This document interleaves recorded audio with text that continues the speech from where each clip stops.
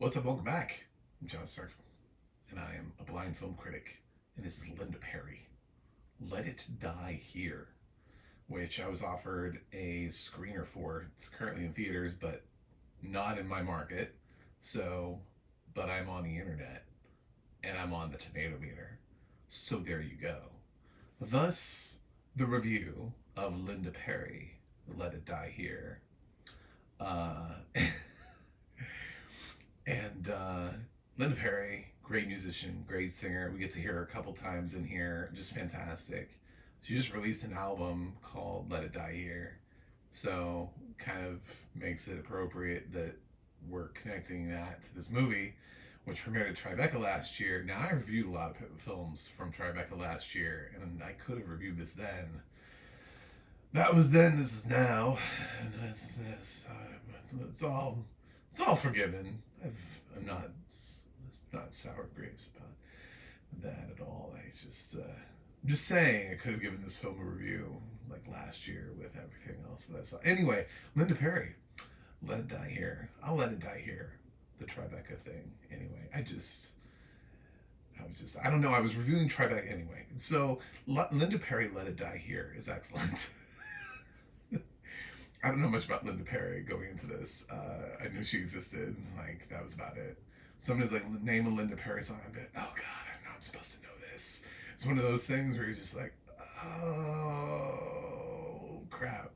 Uh, um, she's on that one song, right? With Steve Perry, Matthew Perry. I don't know. So I kind of went into this cold, and what an interesting assortment of people that show up to talk about her. You've got Dolly Parton.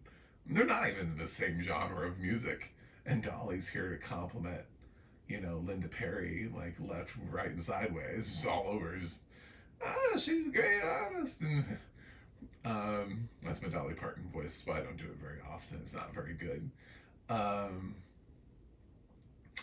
and I did not know that Linda Perry and Sarah Gilbert were married for a brief period of time and have a kid together. They were together, from what I could tell from my research, because I was like, what? Married for 5 years, separated for 5, and their divorce finalized in 2024. So I don't know. I don't know their dating prospects, like how long they were like quote together before married. They could have been courting for 20 years. I don't know. Like, who knows? There was something about like when they said when Sarah Gilbert came out. I was like, I feel like Sarah Gilbert came out like way before like 2014. Like, I feel like that was maybe time is a construct, and it just feels like it was longer than that. But I would have said somewhere in the 2000s. Um, but somewhere around the time that Sarah Gilbert ironically got drafted to do the Connors, the Roseanne revival / the Connors, was the end of her marriage to Linda Perry. I don't know if there's a correlation there, but that was it. Anyway, so but Sarah's super complimentary of Linda in this documentary. It's nice to see her here. They talk about this, the section of like the relationship and motherhood, as Linda goes into depth about her experience as a child dealing with depression, and she had a mother that was not helpful, was a terrible mother. But still, when Linda Perry, has success and has all the money in the world, she still ends up helping out her mom. She adores her brother. Her brother is awesome and has one of those like hero moment stories. I won't ruin it for you. We're grazing through this, because if I tell you everything I learned in this movie, then it's like, why watch the documentary? Christina Aguilera pops up here and talks about how she had talked to Linda Perry before she had joined The Voice, so a long time ago, because Christina was one of the original judges in The Voices in season, I don't know, 30, 35. What are we on now? What season of The Voice are we on? Because they accumulated a lot of seasons because they were running 2 at a time for a while there. Now they only run 1. But it still is like, yeah, it was a while ago. So that Linda and Christina knew each other, and probably most surprisingly, the one that kind of caught me off guard was Kate Hudson. I was like, why is Kate Hudson here? And then I learned that Kate Hudson recorded an album and Linda Perry wrote the songs with her for her debut album as an artist. I was I, I mean, like, I need more time so I can listen to this album. I did not know that Kate Hudson had recorded an album. I feel like it isn't popping on the charts. Where's the Kate Hudson love, guys? Where's the Hot 100 Kate Hudson song? So I need to listen to this album. As is it a vanity project, or is Kate Hudson really like an undiscovered talent we're just now being able to embrace? She hasn't sung on Running Point yet. Where's her Running Point? Can't she use her own show to platform her album? I'm so surprised. Anyway, so those are people that kind of just breeze through here and talk a little bit about Linda Perry and their experiences and how amazing she is, and lesbian icon, all that kind of stuff. So um, we're getting close to Pride Month. I'm gonna review all of these queer films ahead of June, and then when I get to June, people are gonna be like, "What movies are we reviewing?" I'm like, "I did them all in May." I got all these, I got all this LGBTQ cinema in May. Oh, all my gay movies came to me in May, and now I don't know. I'm hoping there is some for June, but who knows? So, um, yeah, I liked this. I think that the only thing that ever really gives me pause with any documentary about this is I kind of always watch to see how revealing, how dark, how how much bullshit the artist is always willing to reveal, because sometimes these documentaries just feel like really sort of like self-congratulatory, like, look at me, I'm amazing, and they feel very safe. Even though I gave it a fresh, because I think, like, for Eddie Murphy fans, like, being Eddie worked. That kind of is what I mean. Like, being Eddie is like a super safe documentary. Like, it'll work for fans. Sort of like Strange Journey. I saw that too recently. That's a very safe documentary. It's really just for the fans of. It doesn't really teach you anything new. It doesn't really offer any hard hitting topics. We don't really dive deep. But we've had some that have, and HBO's been really great about it in the past year ish with the Pee Wee Herman documentary, Billy Joel's documentary, and Mel Brooks. I know those were like docu-series because they were two-parters, because they couldn't fit it all into like one episode. But those were quite lovely. Netflix's Martha, that documentarian definitely asked Martha some uncomfortable questions, and I caught it even with the audio description as they clocked Martha's reaction to some of the questions, where she just kind of like looked like, hmm, and then they left them in too. They left in the uncomfortability of the situation. But it doesn't always have to be a gotcha question.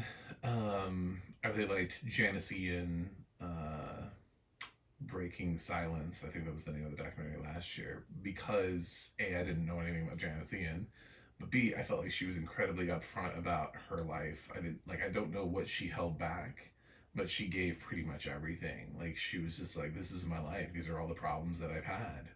And I believed her. Much like Charlie Sheen, and AKA Charlie Sheen, he talks about some shit that he's never mentioned before and was willing to put on camera for film for everyone to hear and see before.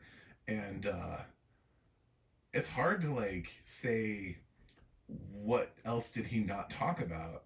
I mean, I suppose if he murdered somebody, he'd admit to that on camera, but I think we pretty much got Charlie Sheen in that as well. So with Linda Perry, I feel like her willingness to dive into her childhood and admit that it was not great, and her complicated relationship with her mom, and come back around to that. Um, I think that's part of it. But do I think we could have gone deeper? Sure. She's still, the film treats her a lot like a revered figure, which she is, you know. But those revered figure films sometimes aren't quite as challenging as they should be. So while I really, really liked it, I think there have been a couple films more that really feel like they're pulling at layers, that they're really sort of trying to um, get at a truth. So that way it becomes the definitive documentary on the artist and nobody feels like they have to come along later. Even after like Linda Perry's eventual passing. She's 61, so um, and has at least struggled with health somewhat. So I don't know how healthy she currently is. But um, I mean, at some point we all die. So will somebody come back around years later and try to make a biopic or another documentary because this one is not the definitive documentary? That's the question. I think it works enough. I think it's close enough to being a definitive documentary, but I could also see somebody being like, no, we must do the Linda Perry story, the biopic, the great, because there was stuff that they left on the table that America needs to know. Her fans need to know. So, um, there's that too. Um, but yeah, I think you should see it. I don't think there's if you like Linda Perry, you'll love this documentary. It's one of those. It's very much like if you're going in and if you know nothing about Linda Perry, you'll like it too because as I said, you go into something like this and you learn stuff about the artist. I feel like this told me enough about who Linda Perry was, where she came from, why she's important. Uh, she has interviews here with her contemporaries who praise her, above, all over the place. So I just no. This is worth the time. It's worth the score. It's worth the grade. And man, Linda Perry sounds great. I mean, like her rock voice when she gets into it. A couple times when she sings, she's like, "Come on, come on." I was like, oh, I don't think that's your song, but whatever it is great. If you want to just sing covers, cool. But man, your voice is insane. So at 61, like that's a feat, because sometimes people their voices don't sound great. I know we keep bringing Paul McCartney up, but I know it sounds like a random cut. I just went Paul McCartney, but man, that's that SNL 50 stuff. I was like, oh man. Your voice just it's at some point it goes when it ages when you age up too much. And it's nice we sit there and we listen and nod our heads and say, oh, it sounds the same. It hasn't changed. It has your voice just naturally changes. So um good on her. I liked Linda Perry. There's no audio description. It could have used it because it's not a fully talking head documentary. Like we're not just bouncing from interview to interview. There's plenty of like footage of just catching Linda Perry like living her life. So there's stuff in here that could be audio described, but it's not one of those like functionally structural like audio description things where it's like I have no idea what's going on.